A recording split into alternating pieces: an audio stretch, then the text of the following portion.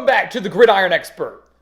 We have finished our schedule previews for our way too early top 25 teams, but the content does not stop there. We decided we'd round out the month with 5 more schedule previews. 5 more teams that some were suggested by you, members of the GE Nation, and some were decided by us here at the Gridiron Expert based on just the interest of the schedule, the difficultness of the schedule. And that's why today we're talking about the Florida Gators. We're kicking off these next 5 teams, rounding out our schedule previews for this season with the Florida Gators, who, in my opinion, have the most difficult schedule in the entire country.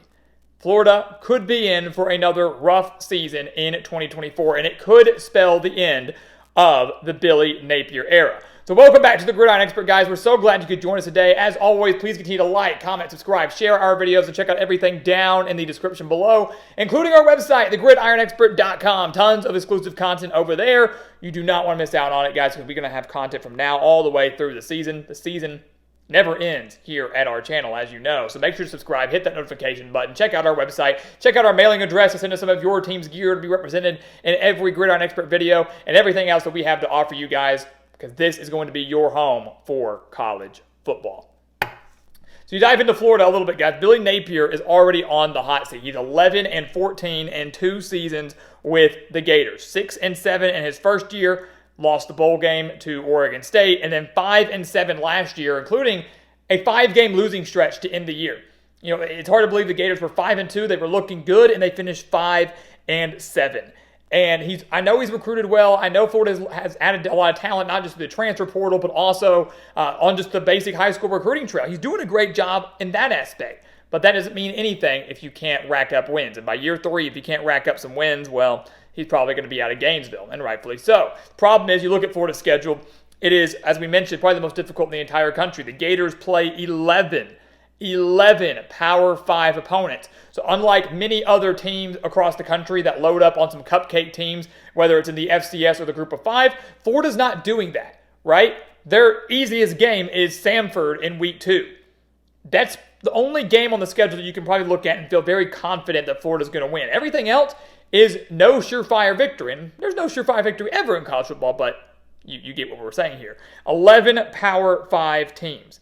Their non-conference slate includes Samford, as we mentioned. They play Miami in the season opener. Then they have to play UCF on October 5th, an interesting midseason non-conference matchup, an in-state matchup against the Knights, of course, now a member of the Big 12, and then Florida State in the season finale. Those are their non-conference games. So kudos to Florida for playing all those in-state schools, right? They're playing Miami, Florida State, UCF. They're playing the in-state schools, which is awesome, all in one year.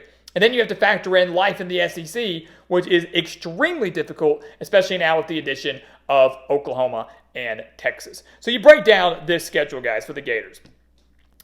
I mean, every game is going to just be really, really tough.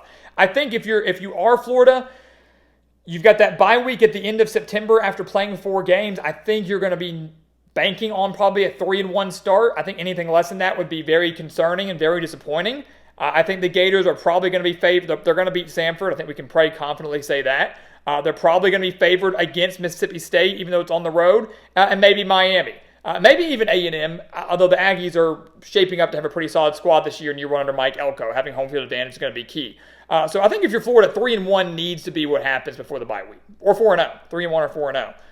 But I think odds are they are probably going to slip up somewhere in that 4-game stretch. And we'll predict that. We're going to predict these games here in a couple months, so don't worry about that. Coming out of the bye week, you take on a UCF team at home. That's going to be a very well-watched game across the state of Florida. These two teams met in a bowl game just a few years ago. UCF winning that bowl game obviously doesn't mean anything now, but obviously the Knights are looking to get more bragging rights, continue their bragging rights over the Gators, who want to consider themselves king of the state, right? They are the premier program in the state of Florida. Well, Florida State, who just went undefeated prior to their Orange Bowl, has something to say about that. Miami and their brand with the U has something to say about that. And UCF, the 2017 national champions, didn't you hear? They have something to say about that. So that's going to be an interesting game there, Florida off that week of rest. Then they traveled to Tennessee, who they beat 29-16 last year, a little bit of an upset earlier in the year, but now have to go to Knoxville. This is a Tennessee team that's loaded with talent. Then they get Kentucky, who they lost to 33-14, but that game back in Gainesville, the Wildcats have won a few times in Gainesville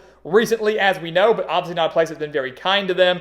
And then the bye week that enters the key stretch of the year. Here's the thing. if you're looking at Florida's schedule, you have to hope the Gators, if you're a Gator fan, right, you've got to hope they're 5-2 or better entering their bye week. And that might not be too far-fetched, right? That might not be too far-fetched. A lot of home games there. Before that second bye week, they only have 2 road games. At Mississippi State, very winnable, and at Tennessee. If they can take care of business at home, they very well could be 5-2 or better. And they're going to need that if they want to make a bowl game. They're going to need that if they maybe want to be considered college football playoff contenders or SEC title contenders, whatever it may be. I know a bowl game, 6-6, 7-5, isn't what Florida fans are hoping for. Postseason berths are better than none at all. A winning season is better than a losing season, but obviously they want something bigger and better. If they want something bigger and better, they've got to get off to a hot start because that month of November is atrocious. Florida very well could be in store for a similar fate to what they saw last year. They lost 5 straight games to end the year. That month of November, Georgia and Jacksonville, at Texas, LSU, Ole Miss, and at Florida State. The Gators lost to Georgia, LSU, and Florida State last year, lost to all 3 of them. Texas and Austin is going to be a very, very difficult game. Texas has one of the best quarterbacks in the country in Quinn Ewers. They're loaded with talent from top to bottom. They were a few plays away from making the national championship last year and will be a favorite to not just win the SEC this year, but also maybe win the whole dang thing, the whole dang natty by season's end. Definitely going to be, for many, a playoff team. Ole Miss loaded up in the transfer portal. Tons of talent on both sides of the ball. Has one of the best staffs in the entire country. And LSU, questions a little bit on both sides of the ball, no doubt about it, but an LSU team that has won 10 games each of the last 2 years under Brian Kelly, and clearly is not afraid of the swamp. The month of November is going to define Florida's season, assuming they do take care of business in their first 7 games. If they're 5-2 or better, that month of November is going to define everything. It's going to determine whether or not Florida is a true contender, whether they're going to completely fall off, whether they maybe miss out on a bowl game. Last year they were 5-2 and they lost 5 straight games to finish 5-7 and miss out on the postseason entirely. This is a massive, massive stretch. It may be as tough of a stretch as any team's going to face in all of college football this year. There is a very good chance that all 5 of those teams to round out the year for Florida will be top 15 teams when the Gators play them.